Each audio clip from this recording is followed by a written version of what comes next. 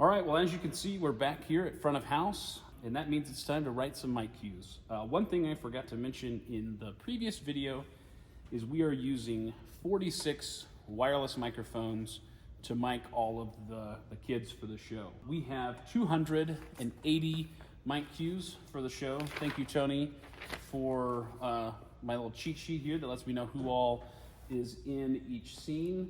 Because without that, that would be very difficult. So Tony, again, thank you for that. And I think next, let's just kind of give you a little overview of what I'm looking at from my perspective. And yeah, here we are, my vantage point for the show.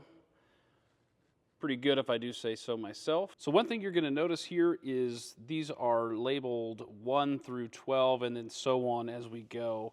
The reason we do that is to make life easier as I'm doing cues, because Tony has so, as I said, graciously given me this cue list, and so it's just got the numbers on it to just make life easier so I can go through and not look at names.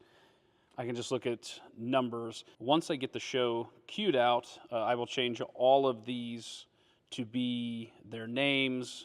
On the first two banks here is where all of the main characters are located. I have them on two different banks here, and so as I get going into the show on these main bank layers, all of these will disappear and only the people in that scene will be on this display. On this side, I have all of my extra things that I need. I have my DCAs. I also have all of my playback controls, QLab, which will be running the sound effects, and any extra stuff we have on stage monitors. Of course, these are our left, center, right, and sub for the actual sound system itself. And as I go through, you can see I've got all of my orchestra channels here. So yeah, I think the next thing is to start queuing out the show. Well, and just like that, the show is queued out. So I thought I'd just show you guys a little bit of what I'm doing. So obviously this is the top of the show scene.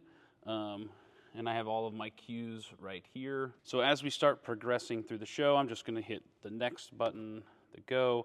And as you'll see, things will start changing. Things will mute, unmute, people will move around. So yeah, that's pretty much all there is to the programming of the soundboard. Well, that's gonna wrap up this little installment. Again, on the audio side, I'm excited to actually start running the show. So yeah, with that, I'm gonna do a few more little finalizing things, name the characters, and we'll see you guys next time.